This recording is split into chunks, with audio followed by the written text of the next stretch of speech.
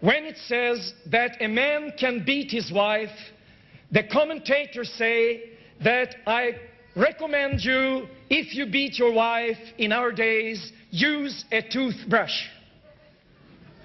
I asked my wife, how would you react if I would come and say, now I'm going to beat you with a toothbrush?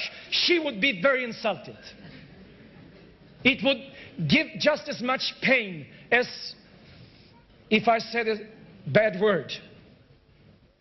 Now, the commentators, they have been sometimes very liberal. They belong even sometimes to those who betrayed the Christian faith, because those commentators, they were influenced by certain religions and atheism. And we have had in this country even socialistic theologians that have denied the divinity of Jesus Christ, because they have more of a political idea than a Christian idea. And we cannot accept that, but the Bible is not changed because some theologians have made wrong comments.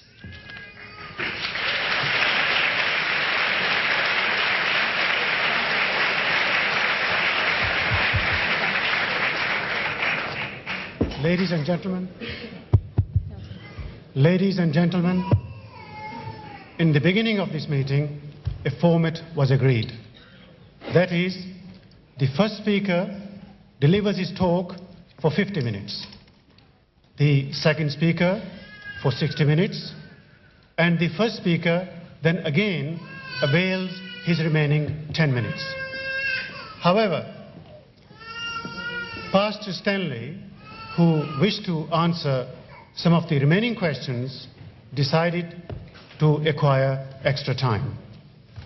To be fair, therefore,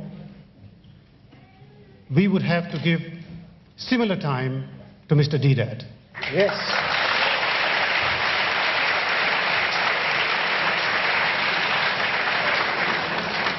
You know, when you lay down rules, boxing, wrestling, any game, and when the fellow is knocked out, he said, look, I'd like to have another second chance.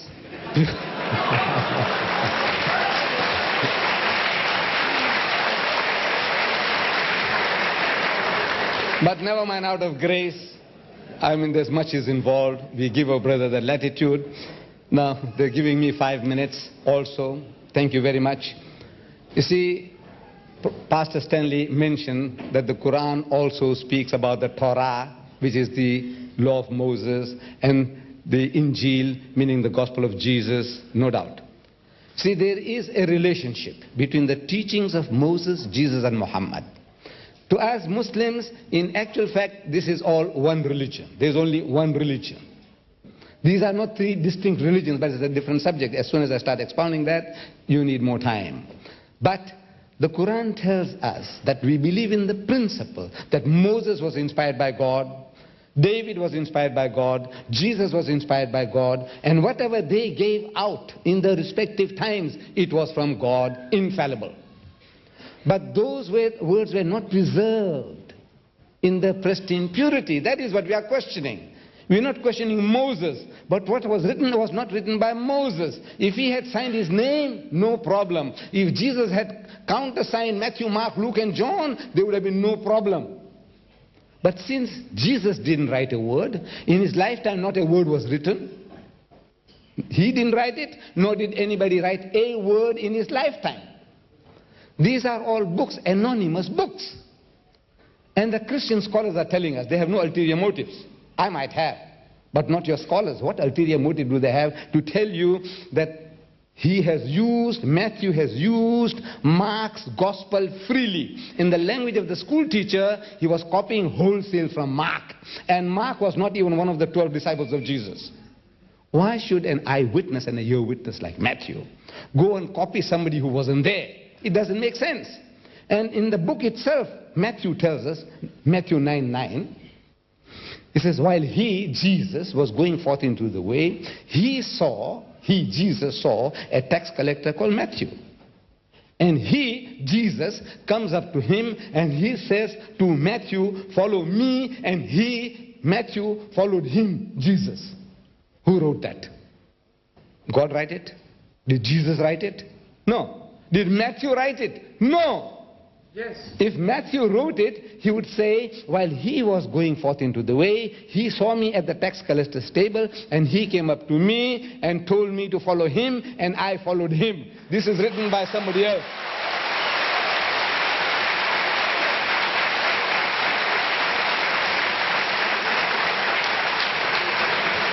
But now, Mr. Chairman, Ms. Chair Lady, and my dear brothers and sisters, we should give you the opportunity now to fire your questions for and against. You have a right to question me. You have a right to question the pastor. You have this privilege. And tomorrow night, pastor has already given you an introduction about Jesus, Jesus, Jesus. That was not the subject. You see, he was pulling wool over our eyes. The subject is the Bible, God's word, and not Jesus. What we believe that he was one.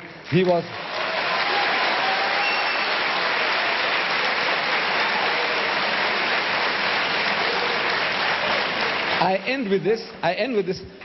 We believe, in Islam we believe that Jesus Christ was one of the mightiest messengers of God.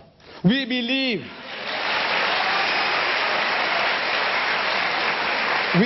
that Jesus was the Christ, Messiah, translated Christ. We believe in his miraculous birth, that without any male intervention he was born, which many modern day bishops of the Anglican Church, they don't believe today. We Muslims, we believe that Jesus Christ was born miraculously. We believe that he gave life to the dead by God's permission, and he healed those born blind and the lepers by God's permission. We are not the Antichrist. We are not the enemies of Christ. We love Jesus Christ.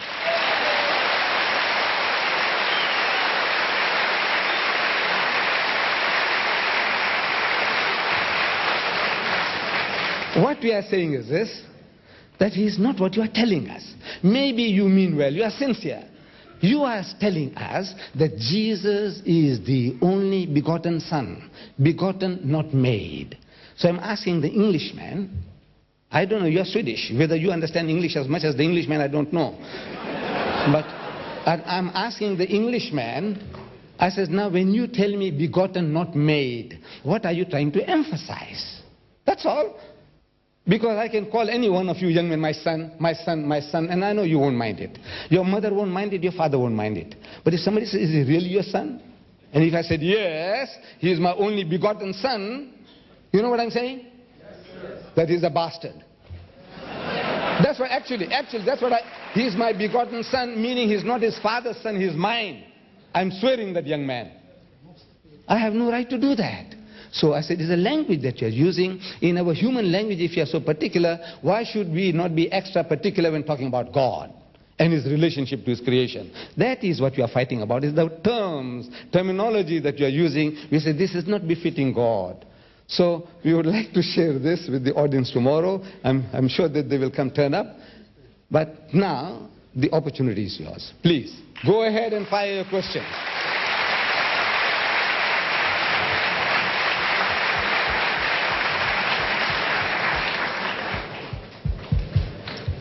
We want to thank both speakers for their speeches.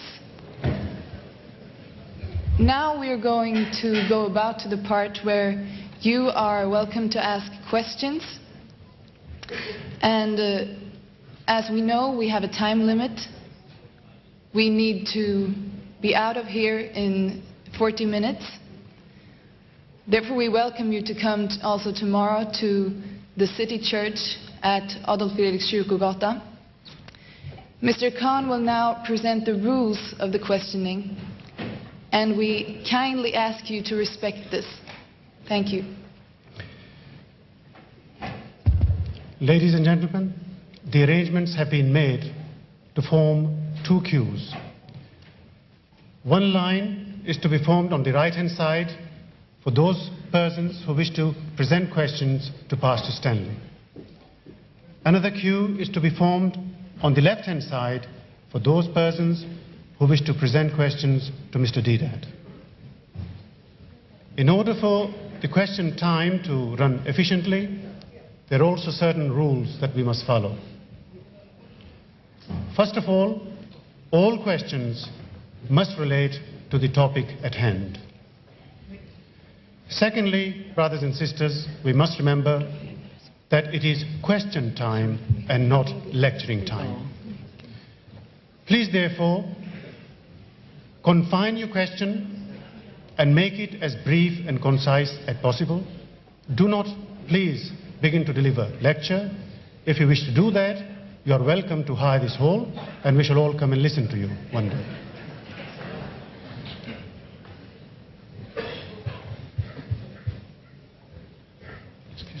Please also remember that there is only one question allowed at a time.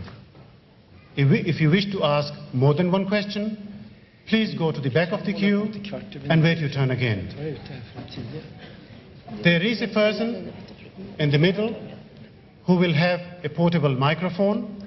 Once the queues have been formed, then the persons will take it alternatively to approach the mic and present their question.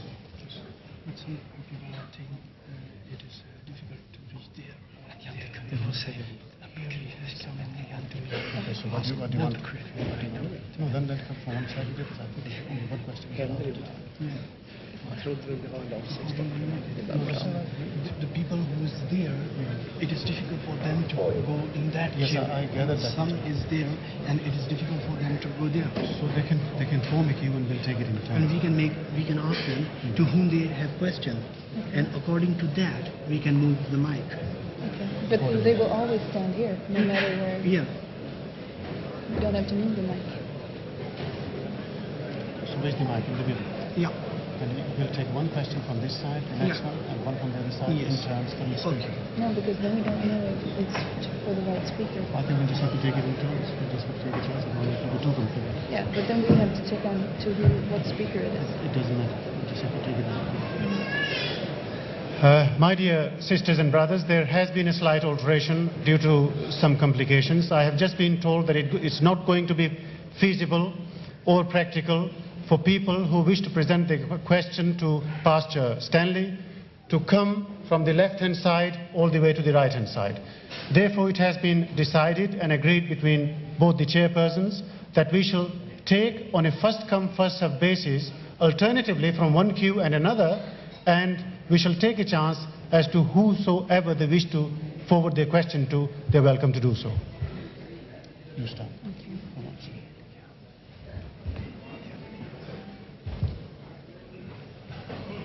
So we want to ask the first person to come forward and ask their question. The microphone is right here, and it will come then from the right line this time. My first question is very easy. I would love to rectify Pastor Stanley Sjoberg that the Bible originally is written in Greek, not in Hebrew. But that's out of my question.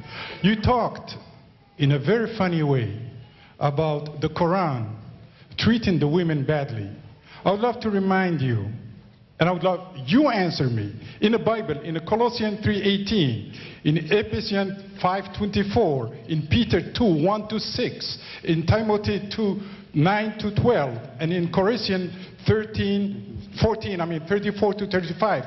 There the Bible talks about the woman as obeying her master, the man, the husband, as obeying her master Abraham, as not having no fine clothes, not having no good manner, and any question, when she wants to do something, she has to ask her master. That's mean her husband. You ironize with the Quran, which only in one part that you mentioned, that the husband, after trying to correct his wife, can beat her.